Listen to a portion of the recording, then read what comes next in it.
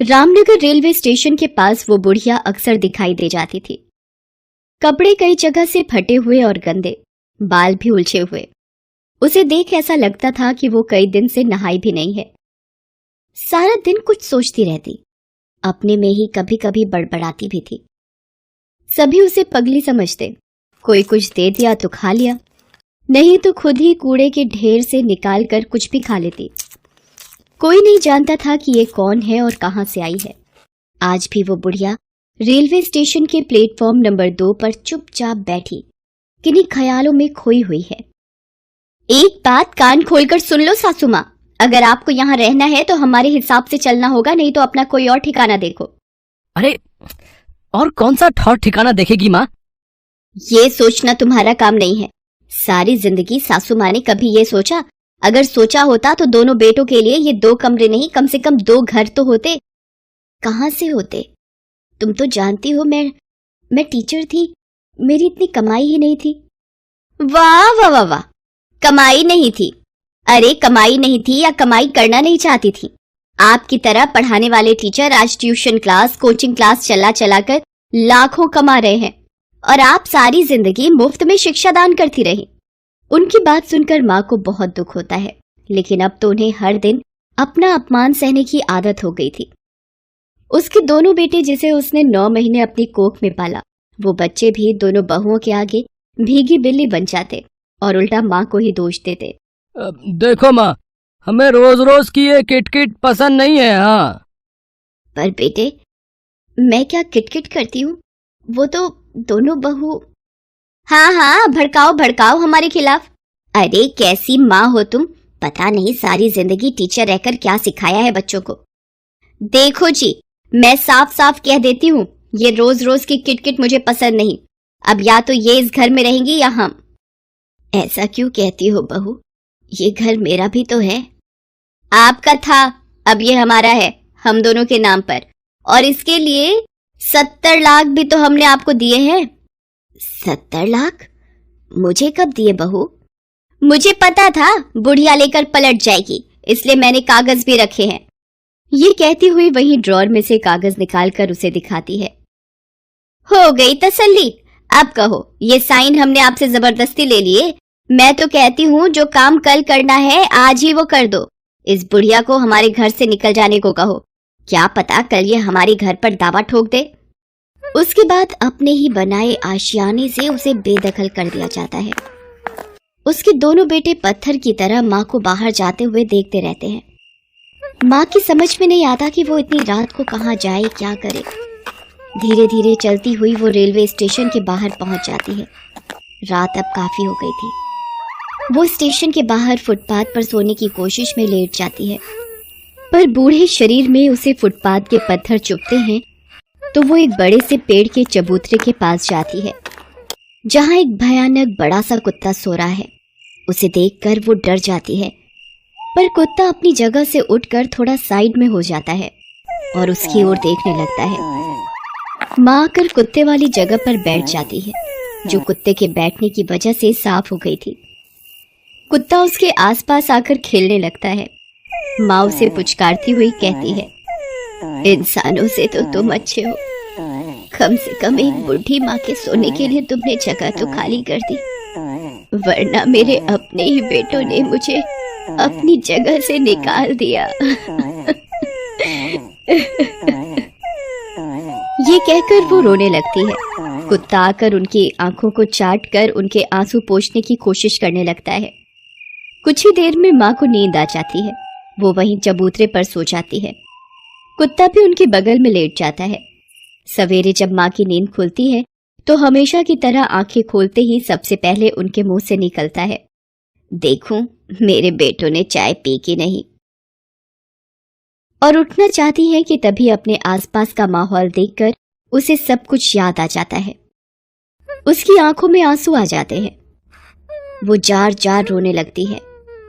आज इस घटना को 1 साल से भी ज्यादा हो गए, लेकिन उसका दर्द अब भी ताजा था और उसी दर्द ने तो शायद एक अच्छी भली औरत का हाल ऐसा कर दिया था।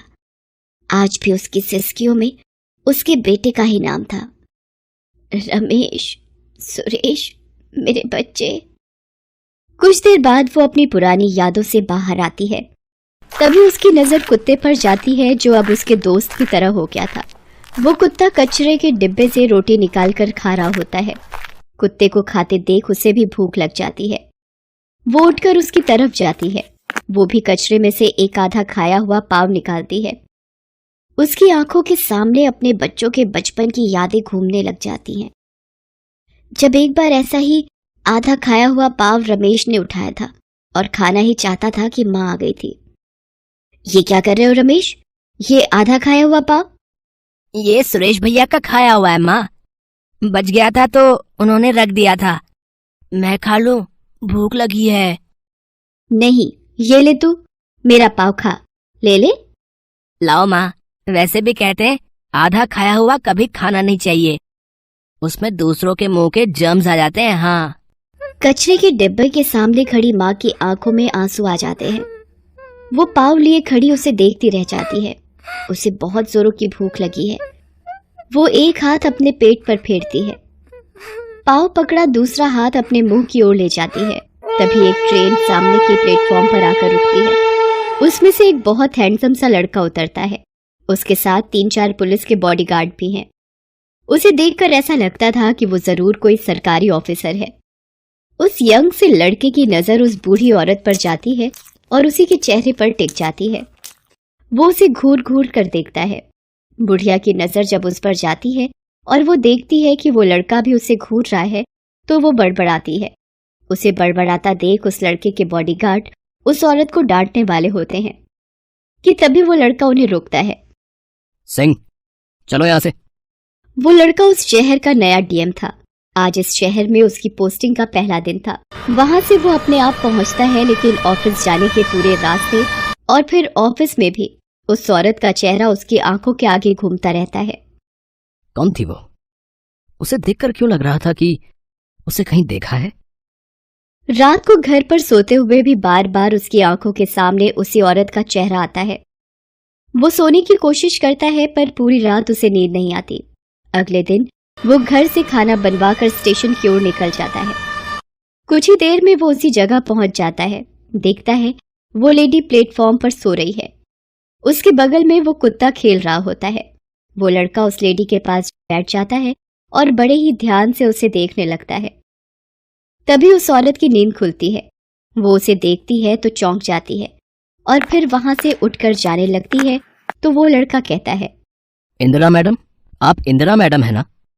या कोई और जिनकी शक्ल इंदिरा मैडम से मिलती जुलती है?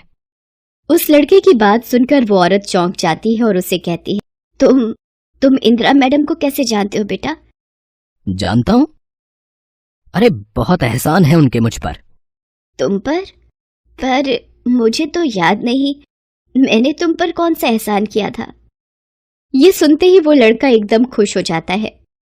मतलब आप इंदिरा मैडम ही हो ना? मैम, आपने मुझे पहचाना नहीं। मैं संदीप, आपका स्टूडेंट। आपने मुझे 4 साल तक बिना पैसे लिए ट्यूशन पढ़ाया था मैम। ये सुनकर वो औरत उसकी ओर देखती है और उसे कहती है, अब इन बूढ़ी आंखों से साफ दिखाई नहीं देता बेटा। बूढ़ी आंखों से या आंसू भरी आंखों से मैडम? ये आपकी आंखों में आंसू। उस दिन भी आपके हाथों में आधा खाया हुआ कचरे के डब्बे का पाव था। ये सब क्या है मैडम? ये सुनते ही माँ जवाब देने की बजाय फफक कर रो पड़ती है। लड़का जल्दी से अपनी जेब से रुमाल निकालता है और उनके आंसू पोंछता हुआ कहता है, रोइए मत मैडम, रोइए मत, मैं हूं ना। आप ये बताइए कि ये सब कैसे हुआ? आपकी आंखों में आंसू किसने दिए? तब उस औरत ने अपनी कहानी उसे बताई, जिसे सुनकर उस लड़के की भी आंखों में आंसू आ गए। पहले तो वो अपने साथ लाया खाना उन्हें खिलाता है, फिर वो उस औरत को अपने साथ अपने घर ले आता है। उसके बाद वो पुलिस को फोन करके उनके बेटों और बहुओं को गिरफ्तार करके लाने को कहता है। कुछ ही देर में दोनों बेटे और बहू पुलिस स्टेशन में होते हैं, जहां पुलिस वाले दोनों बेटों को खूब मारता है और 2 लेडीज पुलिस आकर बहुओं को मारना चाहती हैं। तभी वे माँ को आया देख उनके पैर पकड़ लेती हैं। सासू माँ हमें बचा लो, हमें माफ कर दो। आपने ऑफिसर से क्यों शिकायत कर दी माँ? छोटी छोटी बातें तो घर में होती रहती है, आप हमसे कहती तो। बस, ज्यादा बोलने की जरूरत नहीं है। इन्होंने कोई शिकायत नहीं की। तुम शायद मुझे पहचान नहीं पाए। मैं तुम्हारी सोसाइटी में झाड़ू लगाने वाले का बेटा संदीप हूं, जिसे दूसरे बच्चों की तरह तुम्हारी मां ने मुफ्त में 4 साल तक पढ़ाया था। इनकी ही मेहनत से मैं IAS की परीक्षा पास कर पाया हूं और आज DM बनकर इस शहर में लौटा हूं। लेकिन अफसोस कि मेरी इंदिरा मैडम से इन हालातों में मुलाकात हुई। तुम चारों को मैं छोड़ूंगा नहीं। इंस्पेक्टर, डाल दो इन चारों को अंदर। इन्हें भी तो पता लगे कि तकलीफ क्या होती है। लेकिन इंदिरा मैडम पुलिस वाले को मना करती हुई उन्हें माफ कर देती हैं। माँ को माफ करता देख दोनों बेटा बहू उन्हें मस्का लगाते हुए अपने साथ अपने घर ले जाना चाहते हैं, पर माँ कहती है, नहीं बेटे, पेड़ बड़ी मेहनत से अपनी डालियों को बड़ा करता है, फिर अपनी जड़ों से उसे सींचकर उसमें फल उगाता है, पर एक बार वो फल टूटकर डाली से गिर जाते हैं तो दोबारा उनका डाली से जुड़ना मुमकिन नहीं होता। जाओ, खुश रहो। सुनकर वे अपना सब मुंह लेकर वहां से चले जाते हैं। उनके जाने के बाद संदीप उन्हें अपने साथ रखना चाहता है, पर वो मना कर देती हैं और कहती हैं, मेरी जिंदगी का सबसे अच्छा सफर था मेरे टीचर का दौर। उस दौर को मैं फिर से जीना चाहती हूँ। तुम मुझे किसी अनाथाश्रम में टीचर की नौकरी दिलवा दो। मैं तुम जैसे बच्चों को पढ़ाकर बड़ा करना चाहूंगी, ताकि फिर कभी कोई टीचर अनाथ होने लगे तो वो उसका सहारा बन सके। इंदिरा मैडम आज भी एक अनाथ आश्रम में बच्चों को पढ़ा रही हैं। पढ़ाई के साथ वो रिश्तों